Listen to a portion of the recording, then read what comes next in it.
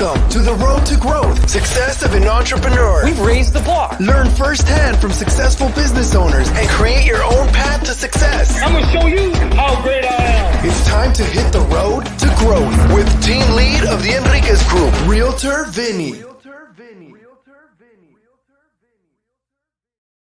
Hi, you Road to Growth listeners. Today I have Matt Remuzzi.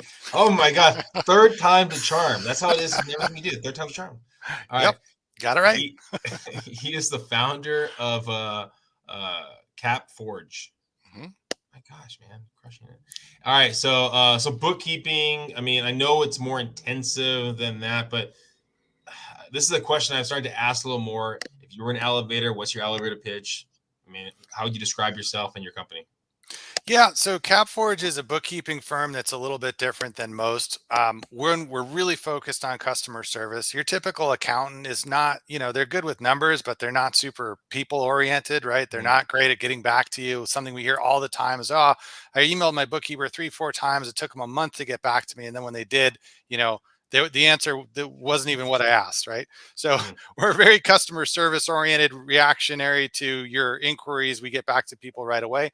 Another thing that's different about us is we just do fixed flat rate prices, right? We're none of that hourly nonsense where the clock starts running. You never know when it's going to stop, right? I want to tell you exactly what it's going to cost before you start with us. So you can decide right up front before you pay it a dime. Does that sound like a fair price? Does that work for me? If it does, great. If not, no problem. But there's nothing hidden about it. No hidden fees, no running clock or whatever else. And then third, we just do a really good job. I mean, how often have you talked to a small business owner who said, my books are kind of a mess. I don't trust my numbers. They're way behind. I don't think that's right. It happens all the time. Bookkeepers, there's no license required to call yourself a bookkeeper. You don't have to pass any exam. So there's a lot of less than great work out there. So for us, accuracy and doing a good job getting it right for the owners that we work with is key. So we're customer service oriented, transparent flat rate pricing, and super professional, high quality standards for getting accurate books done on time. It doesn't sound like a high bar, but really it is. Getting it right is huge in this industry because there's so many people that just don't even meet those what you would think are basic criteria. How do you put together a flat price? Like, I mean, because I'm guessing some clients are going to be easier than others. Some have their stuff together. Some, it's like, okay, I put it on a napkin, right? How do you work with that variant, giving them a flat price before? Are you assessing it beforehand, like to kind of understand, or how's that work? Right. So it's a fixed flat rate, but it's not the same rate for everybody, right? Okay. So we'll talk to you and find out, how does your business work, right? How many bank accounts do you have? How many credit cards? Do you invoice clients or do you get paid direct? What's your business model? And then based on that, we'll say, okay, in order to get the books done accurately every month, for you, it'll be, you're at our minimum of $199 a month, or you're a more complicated client, you're $250 a month or $345 or whatever the number is. But then that's what it is. So, it's not going to be 300 this month and 800 the next month. And then we miss a month and then you come back and, we'll review what you have going on and give you a price for your business. So if you've got a simple business that doesn't have a lot of activity, you're going to pay a low price. Even if you have sales of $10 million a year, if you're selling 10 products that are $1 million a piece, once a month you have a sale and a few other expenses and that's it, you're at our minimum. I don't look at you and say, oh, well, you clearly could pay more, so I'm going to charge you a higher price, right? Like happens to us, like, right? If you live in certain neighborhoods, when you want to get some work done, right? The contractor comes out and goes, oh, look what zip code I'm in. And the price goes up or down depending on what zip code you're in, right? Not depending on how hard the job is. So what we do is we just look at what's the job, and I'll give you the same quote, whether you're making $1 million or whether you're, making $1,000. So my next question is, how often do you have to change the price? Let's say growing business, they're doing better, they're expanding more bank accounts, whatever it might be. Is it assessed on a monthly basis, a yearly basis, or how does that work? Yeah, I mean, we kind of look at what's happening every month with your business, right? We want to be pretty Yeah. involved in how your business is doing and what's going on. So if you decide, things are going well, but you're going to open a second office, and so you're going to have a second bank account, a second credit card account, another merchant account, you're going to have a couple more employees, right? Then at that point, yeah, it probably is going to jump up to reflect the fact you've got more going on. But by the same token, if you start at I just was talking to a guy this morning. He's coming to us. He's got 14 credit cards, right? He's been playing the credit card zero interest balance transfer game. He's got 14 credit cards. So that's going to take a fair amount of time for us to get all that together. But he's going to cut down over the next couple months to just using two. So his price is going to go down. So it works both ways, right? If you add complication to your business, hopefully it's because you're doing better. There's more revenue coming in and the price may go up a little bit. If you simplify your business and cut back, it's going to come back down. We had a lot of clients during COVID last year where things got rough. We cut their price way back because they weren't doing as much. They didn't have payroll for 6 months, or they, stopped having any checks to cash or whatever. So we scaled back to keep them, at the minimum sort of survival level. And then as things came back for them, we scaled back up. So customer service, I mean, like you talked about, is something very unique to, I guess, or not unique, but I mean, I think, like you said, it's sometimes it's people leave. I mean, make it a desirable factor, right? Of not actually having it. So customer service for yourself, was that something that you grew up with? Were you in the hospitality industry, or where did that idea come from? Yeah, I mean, in my very early days, I started out as a restaurant manager. I went to Okay. UCSD, got a degree in psychology, and so as soon as I got out of college, I immediately had to go to work in a restaurant because what am I going to do with a psych degree? Mm. I didn't really want to be a psychologist. I didn't know what I wanted to do, so I went to work in restaurants, which is what I'd done in college as a waiter and before college. In high school, so I knew restaurants pretty well, and there, obviously customer service is key, right? If you're a waiter, you want to give good customer service so you can maximize your tips. If you're managing a restaurant, right, you want to keep your revenue up, you want to keep your regulars coming back. Customer service is the name of the game.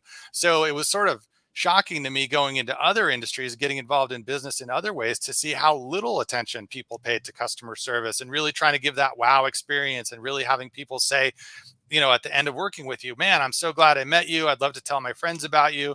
I have some other people you could probably help. Like, that's what it's all about. But so many people, especially in accounting, I don't mean to pick on accounting, but it's easy to do because it's so, you get the impression they don't give a flying, whatever about you, whether you come back, whether you leave a bad review, whether you tell all your friends that you had a terrible experience. It seems like they don't care. So for us to come in and say we do care, that's important to us. We want our reputation to be good. We want our reviews to be solid. We want people to refer us.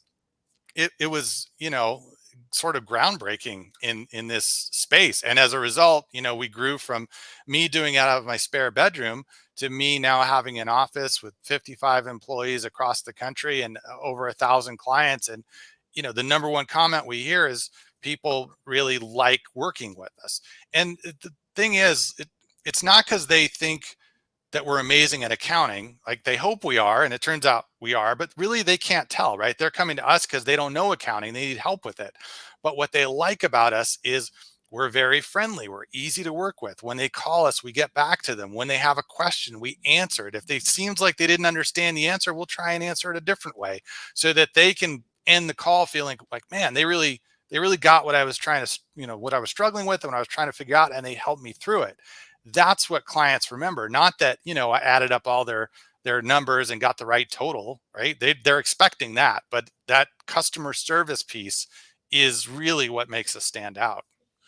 Well, let's talk about a young Matt. So you're go to college, psych degree, hospitality industry. Where does the idea of getting to bookkeeping kind of come about? It was definitely a journey, right? So working in the restaurant industry, I learned a lot, managing people, managing revenue and costs and so on, but I didn't like it, right? I woke up every morning thinking, this isn't what I want to do. I always wanted to be an entrepreneur, always wanted to have my own business. I just didn't know what I wanted to start. I didn't know what to do. So I thought, well, the next best thing I could do is I go back to school and get an MBA. That at least gets me closer to business. And San Diego State, we're both in San Diego here. San Diego State had a great entrepreneurship track in their MBA program. So I figured I'll go to school, I'll connect with entrepreneurs, maybe that'll spark an idea. So I went through that program. I learned a ton. I got out. I got hired into a company doing consulting, working with small businesses, which was cool. But that business was venture backed. It ran out of money. I got laid off. But literally like 4 months after I got hired, I got laid off. And but I thought, you know what? I liked the consulting part, and there was still a lot of these guys running around out there that needed this help. So I thought, well, until I get another job, let me just see if I can be a consultant on my own. And so I got a client here, and a month later I got another client, and pretty soon I had a little consulting business going. And I thought, hey, maybe I don't have to get another job. Maybe I could just do this. And so for the next 10 years, I kind of worked with small business clients. And one of the recurring themes was that, hey, my books are messed up. Like I'd try to sit down with them and say, let's plan out what, your future looks like, or how you can improve profits or whatever. And they go, yeah, but like, I don't even know where I'm at because my books are all messed up, or my bookkeeper's no good, or I emailed them and they never get back to me. So it kind of sparked it. Like maybe that's an area where I could really focus, because the problem with consulting is a lot of the jobs, you do it for 2 months or 6 months or whatever, but then at the end it's kind of over. And now you're looking for your next client. Whereas with bookkeeping, once you get somebody signed up, they kind of need it forever. So you're building on a base and it keeps getting bigger. So in 2012, I kind of switched focus. I said, let me focus on helping clients with their books, because I know there's a need. I know I can do it. And I think I can bring a lot to this game that other accounting firms and other bookkeepers just don't have. And so it was me in my spare bedroom looking for my very first bookkeeping client on Craigslist. And within 6 months, I had enough clients together that I could lease an office and hire my first employee, because I never wanted to be just Matt's bookkeeping service, right? I wanted to grow a business. I wanted to scale it. I wanted to have employees and staff and get it to be a good size. So as soon as I could, I rented an office and I hired my first employee. And then my job was just to go out and beat the bushes and find more clients, bring them in, and then hand them off to people who were even better at bookkeeping than I was. Because to be honest, I'm only average, right? I'm not a good in the detail, in the weeds kind of guy. I'm a more big picture, talk with clients, bring them on board. That's my area of strength. So play to my strengths, go out, bring clients in, build the business, and then hand them off to a team of really smart people who are good at accounting, but who I have sort of indoctrinated to be not only good at accounting, but awesome at customer service. Because I won't get mad at you if you make a mistake. As an employee of mine doing the books, you can fix that. But I will get very mad at you if you blow off a client, you don't call somebody back who called you, you don't email them back in time, or you're rude to them in any way, right? That, you want to push my buttons? That's how you do it. So that was really sort of the genesis of just for 10 years working with small business clients, and over hearing this is a problem area and there's no good solution, and feeling like, man, maybe I found the place to step in and solve a problem that I feel like I can solve in a way that other people aren't. These are a tough couple of things that I kind of want to jump into from there. So let's rewind a little bit. Consulting, I'm guessing if you went back for your MBA, what was like your mid-20s? Yep. Okay. So you're in your mid-20s, being a consultant, trying to get business. How were you selling yourself for people to trust you? Because I mean, that had to be kind of like a little bit tougher. I mean, not having, I guess, full experience. You did have some in the hospitality, yet maybe not as much as maybe others. So how were you selling yourself at that point to get yourself business? So the time that I had spent in that short-lived consulting job, Yeah. I had a pretty intensive 4 months of learning how to do small business consulting. And this was specifically around helping people sort of raise money for venture capital, do financial projections, write business plans. So once I got laid off, I stuck with what I'd learned there, and I kind of could talk the talk, and I knew what clients were looking for. But I mean, absolutely. People talk about feeling like they go out and try to sell a job, but inside they sort of feel like a fraud, because I'm literally working out of at that point, a 2-bedroom, place in UTC. And I have these business cards I just got printed from Vistaprint, and literally that's all I have. Right. And I'm trying to say, oh yeah, you should definitely give me, $5,000 on retainer to help you write this business plan to raise $10 million. I knew I could do it, but I felt like, man, if they just scratch the surface, they're going to see it's just a dude working out of an apartment, right? Surfing on the weekends and with no, real pedigree, no 10 years of business experience or whatever. But people could see that I was sincere, that I was putting in the effort, that I knew what I was talking about. And even though I didn't have years of experience, I had enough connections and enough background to be able to deliver what I said. I mean, I think if you can deliver what you say you're going to, that's what counts, right? That counts more than, guys come out of Harvard or Yale or whatever and all these, fancy degrees. But if at the end of the day they don't deliver, it doesn't really matter, right? So people go by what you can do for them. And of course, I had some referrals from my previous work. I could point to some clients in the past that I'd worked with who were happy with what I'd done. So, but yeah, I mean, absolutely. It's terrifying on the inside. You don't show it on the sales call, but on the inside, you're like, they're going to figure out I'm just this guy that I'm, I'm not really legit at business. Well, you also had like you said, a system that you put into place. So you had a consistent system that you could have these businesses put in. So that probably, I would think, helped you out, I think, in selling it. Yes.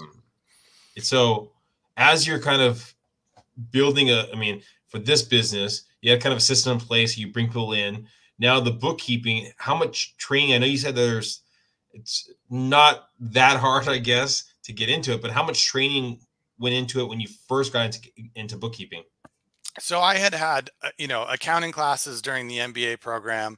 Yeah. And then after that, I, for the last 10 years before I started the bookkeeping, I'd been doing a lot of work creating financial projections, profit and loss sheets, balance sheets. So not exactly bookkeeping, but very accounting adjacent, right? Very similar kind of work. So it wasn't like I'd spent, 10 years being a pro ball player and then I decided to do accounting. I'd been doing related kind of work all the way along, but I did go and take a refresher class for 3 months on bookkeeping so I could, again, make sure that when I was promising somebody, hey, I can clean up your bookkeeping and take care of it monthly, I could deliver that. I could feel good that I was going to be able to do it accurately and completely, and nobody was going to come back and look at my work and go, what is this clown doing? Yeah. This is totally screwed up. So I did go and take some refresher training. But I wasn't coming to it cold. I had, years of experience of being familiar with small businesses and small business financials and small business accounting from being close to it from the consulting side. How much synergy, if any, was from the consulting to the bookkeeping? Was there a transition of bringing your clients from the consulting over the bookkeeping, or was it totally separate? I mean, what was that transition like? No, it was a great background for me. And I think one of the shortfalls of a lot of accounting people, right? Because a lot of accounting people are sort of like this, right? They're just about accounting. They don't consider the big picture of the business. Whereas I came in as somebody who looked at the big picture of a business, and my conversation with business owners, first of all, I mean, I literally talked to 1,000 business owners before starting bookkeeping. So I was already very comfortable talking to business owners. And then a lot of my conversations would start out like some of my very first Craigslist ads, right? Like, need help with your bookkeeping, somebody call. And I would say, so tell me a little bit about your business. And they'd say, oh, I have a bike shop in Encinitas and I do this and that. And I'd say, oh, cool. So, so how many bikes do you sell in a month and how does that work? And, what's your margin on the bikes and how many employees do you have? And, oh, I bet, if you're telling me that, you probably make about 750K and you're probably keeping 150K ish. And they go, wow, how'd you know that? I'm like, well, I've been around small business a lot, so I have a pretty good feel. So these are probably the challenges you're facing. And they go, wow, it's like, you get my business. And we'd have a 45-minute conversation. And at the very end, I go, oh yeah, you'd originally called me about some bookkeeping. Did you want to talk about that? And like, oh no, you're hired. I want you. You get my business. We never even talked about any of the details of their business or of their bookkeeping, but they could tell that I understand business. Whereas, the typical bookkeeper will call up and go, well, how do you do your debits and credits? And what kind of journal entries are you doing in the business? And I was like, I don't know any of that stuff. Like, I don't know what you're talking about. You're talking a foreign language. I can't even, we don't relate. We're like oil and water. So for my 10 years of looking at business, big picture and consulting and talking to business owners, it made the transition super easy because I could talk to them about the things they cared about, which was the bigger picture of their business. they could see that I understood their business, and we could talk, business owner to business owner in language they understood. And at the end of it, I'd say, I'll do your books. And they go, great. Yeah. Take care of it. I don't even want to know how you make the sausage. Just at the end of it, I want to see a P&L, and then we can talk about that. So it was really good to have that big picture experience that most accounting people don't. And that's why so many accounting people have a hard time relating to business owners and connecting and doing those sales calls. Because one, they tend to be introverts, and two, they tend to be very focused on what they care about, which is the numbers, but they're not looking at what the business owner cares about. How early in the process did you go with the flat rate idea? Was that because you said that it was kind of more of a unique kind of business proposition? So did you start with that mindset of having kind of a set pricing after you talked to them, or where did that come about? Yeah, that was a day one idea. I didn't invent it. There were a handful of other firms that were, offering flat rate pricing for bookkeeping, but I would say 95% or more are doing the hourly model. And even today, it's probably still 85% do the hourly model, because they're scared to say, well, if I quote you an amount and then it takes me longer, I eat that. So I want to just say it's 85 bucks an hour or whatever. And then I know I'll never get screwed, because I'll always be able to bill you for however many hours it takes.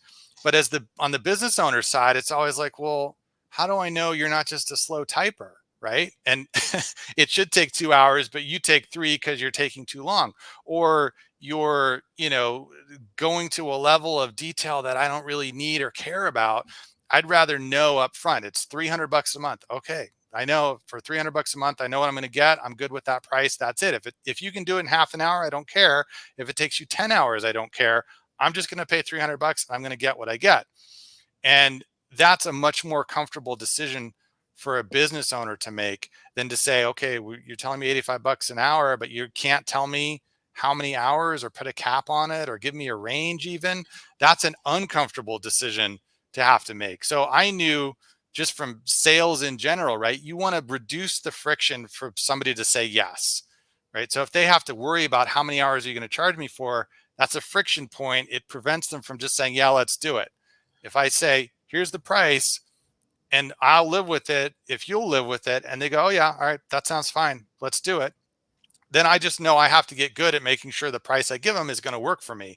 And with practice and experience, you screw it up a few times for sure, but with practice and experience, you get pretty good at looking at what somebody's got and saying, here's the price. And, if they say yes, you're going to make money on it. Well, so did you have a coach? Did you have a network of people or network of bookkeepers that you bounce ideas off of? Or where did you actually come up with the pricing when you first started then? I kind of looked around at what the going rates were, and again, most people were charging hourly. And so I would look at, okay, if the average price in San Diego for bookkeeping from an independent bookkeeper was between 55 and 65 bucks an hour, and some people were charging more and some people were charging less, I kind of took that and then I'd say, okay, this to me, if I sat down and just did it, I think this would take me 3 hours. So I'm going to say 3 hours times 60 bucks an hour is 180 bucks.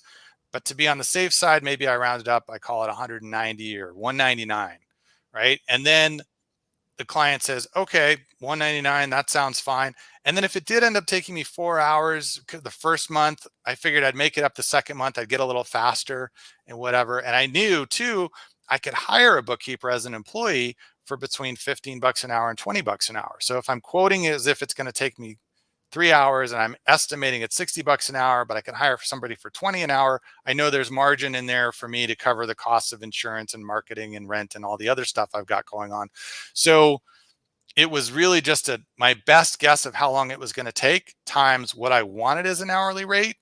And then I would use that as the fixed price. And most of the time we'd come in right. Sometimes we'd get lucky and stuff would go faster than I thought. We'd have, essentially a more profitable client than expected. Sometimes I'd be off the other way and it would, we wouldn't make as much, but it averaged out pretty well. So did you, when you brought on other bookkeepers at the beginning, were you bringing them on as freelancers, or were you actually bringing them onto your staff? So from day one, I was hiring them as employees. Oh, wow. I wanted them to, kind of be committed and know that, if you're hiring somebody as a freelancer and again, you're sort of hedging your bets, right? I think I'll have enough work for you, but if I don't, it doesn't matter because I'm not committing to pay you unless I have the work. So it's sort of an uncomfortable position for them. They've always got kind of one eye looking out for their next job or the next opportunity, and they may split on you at any time, right? So you've hedged your bets, but you've also opened the door for them to leave. Or if they're a freelancer, a lot of times the freelancers go and like, well, now that I've worked with 5 of your clients, I'm going to send them an email and say, hey, I know what this guy is charging you. I'd be willing to do it myself for less. And I'm already doing your books anyway. So I know, kind of what I could do it for. As an employee, you're putting a little more faith in them sticking around. You're kind of guaranteeing them a certain amount of hours and pay. So I'm taking on more risk, but I'm also buying more loyalty. And to me, that was important because I knew I was going to grow. I knew I'd be able to fill up their time. Their payroll would get paid before I took a dime home, but I was willing to do that because I felt like it was in the best interest of the business long term. How did you know you were going to grow? Where was the faith coming from? The faith was coming from me internally saying, I've been self-employed already for 10 years. So I know one way or the other, I'm going to make this thing happen. I'm very much about setting goals and achieving goals. I climbed to the top of Mount Kilimanjaro back in the day. I rode my bike from Ocean Beach in San Diego to Jacksonville, Florida with a friend back in the day. I've set myself lots of goals. And even though sometimes in the middle of it, you're kind of deep in the suck, persistence is what gets you through, right? You've got a goal and I don't care what hurdles you throw in my way, I'm going to get there. So I kind of went in at that point, just knowing, look, I'm going to make this work. I knew there were clients out there that needed this service. I knew my service was better than their other options. So it was really just a matter of, I just have to get in front of enough people, give them my pitch. A certain percentage are going to say yes. And every week I'm going to have a certain number of people I talk to, a certain number of people are going to say yes. And this thing's just going to grow over time. I just went in with no doubts. I knew enough about who I was talking to and what I was selling that I had the confidence that it was going to happen. How do you get yourself, or through the suck, as you call it? How like if you're having a difficult time, difficult situation, riding your bike, difficult situation there, whatever it might be, right? What's your process like getting yourself through that? It's really kind of just a mental decision to not quit. At that company I was telling you about where, after my MBA, where I first got hired, my boss at that company was another San Diego guy, former Navy SEAL. And he was a mentor in the sense that I learned a lot from him about it's 90% mental. You just make the decision not to quit. You make the decision to push through.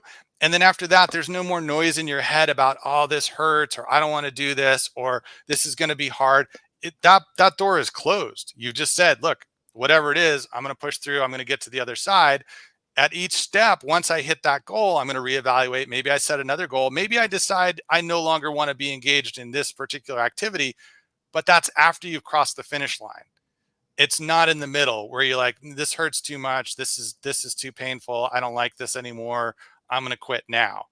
Right. So once you set the goal, that's it. You close the door on any possibility of giving up and you hit the goal. So you don't want to set a goal that's so, I'm not going to quit till I make $10 million. I'm not going to quit till I have 5,000 clients, right?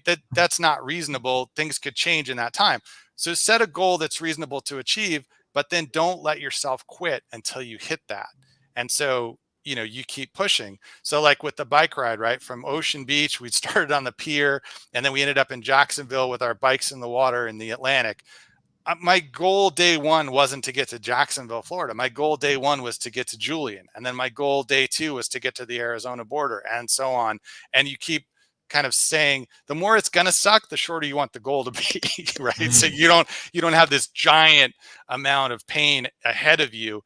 you have a more reasonable amount that you can just say, look, I'm just going to get to here and then I'll worry about tomorrow. But that's kind of it. You just make that mental decision to do it. That's interesting way of putting it. The more it's gonna suck, the shorter the time frame you really want. I mean, it's a smart way of putting it too. I think for anyone listening right now, I mean, there's a lot of things you probably could do if shorter period of time. If you're saying I'm gonna do this for 5 days, whatever it is, compared to I'm gonna do this for a couple minutes, we all probably can do it. If we were talking, let's say in 5 years from now, Matt, where do you see yourself going? Where do you see your business going? So my goal is to kind of work myself out of a day-to-day job. And I've gotten a good part of the way there, right? In the early days, I did everything. I was the bookkeeper, I was the sales guy, I did billing, I did everything, right? And then as I started bringing on employees, I started handing off things that I was doing. I wasn't doing the day-to-day bookkeeping anymore, but I was still doing everything else. And then at a certain point, I hired my first sales guy. I hired my first admin person. I hired my first, billing person to take care of that. And so I've handed off more and more. And my goal is really to get to the point where I have a full-time day-to-day CEO who's not me, who runs everything. And then I can step back and really just be focused on what things can we do to continue the growth, whether it's strategic partnerships or marketing, programs or whatever.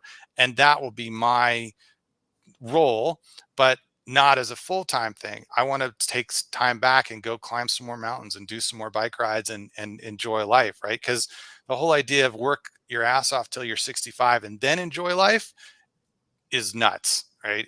It's just doesn't, because nobody's guaranteeing you even to 65, never mind after you retire, how much time you have left after that, right? My dad retired at 65. At 69, he had a quadruple bypass, and that was kind of the end for him. I mean, he lived a lot longer after that, but could do very little. I don't want to, follow in those footsteps. I want to make sure that I'm enjoying every day, that I'm getting, achieving goals and doing fun things and having a good time outside of just running the business. I love the business, but I'm not consumed by the business. And to me, an ideal place to be is where I can sit back and be sort of the strategic idea behind it, but the day-to-day stuff is all handled by other people. And I'm about a year from that. So for the next, 5 years out, I'll have had 4 years of being able to be the strategic vision behind the business and at the same time, enjoy a lot of other things outside of running the business.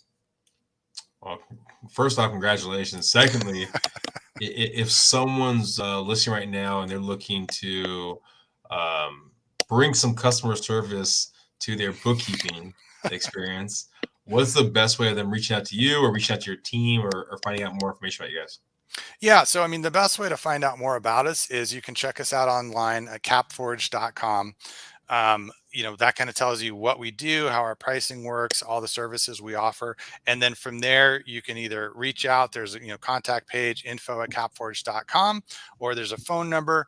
And I'm still, don't get the wrong impression, I'm still very much involved. I'm here every day. I love to talk to new clients or potential clients and help them out. And sometimes, they're not ready for service now, but I really enjoy just connecting with entrepreneurs, hearing their story. What business do you have? How did you get there? Where are you planning to go? To me, that's the most interesting part of my job, is just hearing other people's entrepreneurial journeys.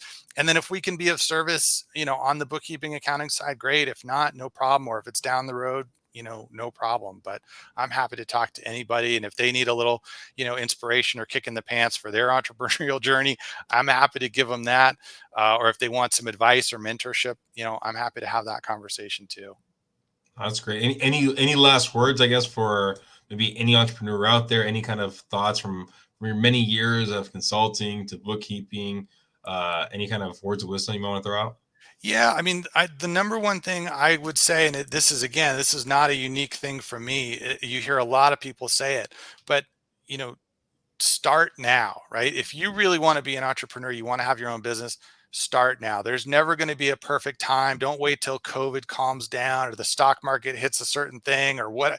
start now. It's not going to be perfect no matter when you wait till, so you might as well get started now, make your mistakes along the way. But a year from now, you'll look back and you'll have a year's worth of experience. If you wait for a year, you're still at day one, you haven't, gotten anywhere. So it's something I wish I had started even sooner than I did.